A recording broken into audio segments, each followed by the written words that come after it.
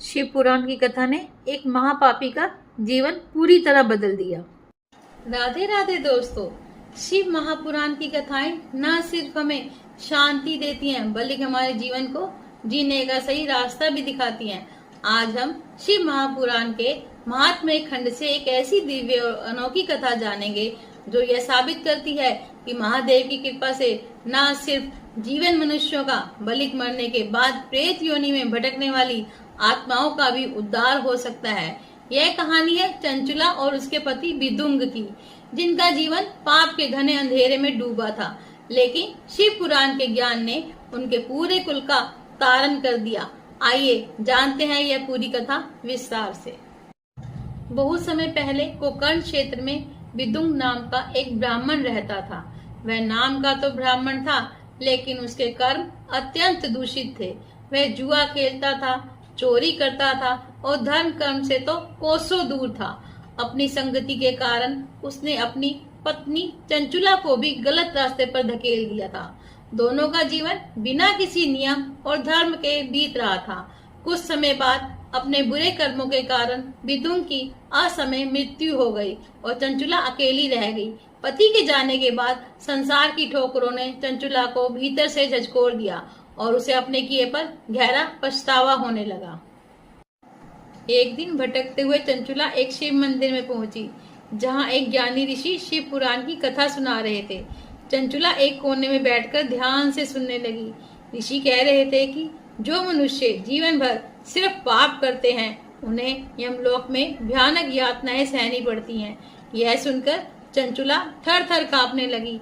वह कथा समाप्त होने के बाद ऋषि के चरणों में गिर गई और रोते हुए बोली, हे महाराज, मैंने और मेरे पति ने जीवन भर सिर्फ पाप किए हैं। क्या हमारे किए गए पापों का भी मुक्ति का कोई साधन मार्ग है?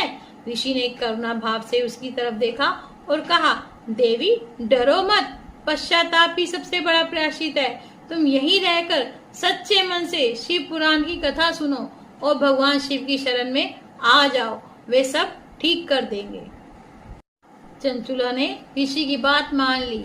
उसने मंदिर में रहकर पूरे नियम और श्रद्धा के साथ शिव महापुराण का श्रवण किया और दिन रात ओम नमः शिवाय का जाप करने लगी। कुछ समय बाद जब चंचुला का अंत समय आया तो वह अपने पुण्य प्रताप से शिवलोक पहुंच गई।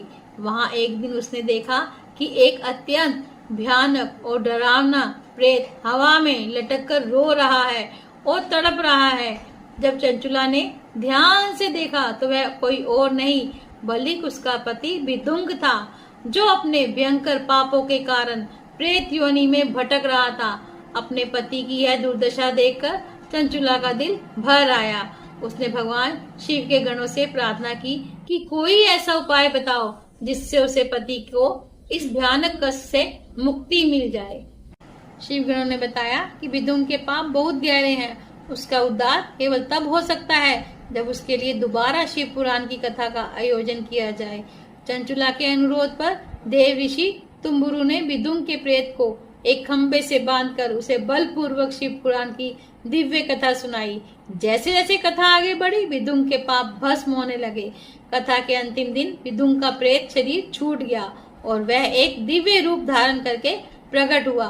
उसने अपनी पत्नी चंचुला और भगवान शिव को धन्यवाद दिया।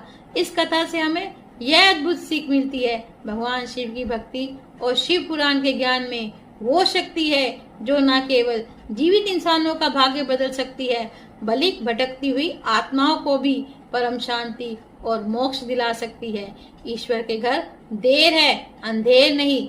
जब भी आप सच्चे मन से पुकारेंगे, महादेव बाहें फैलाकर आपको स्वीकार करेंगे। हर हर महादेव।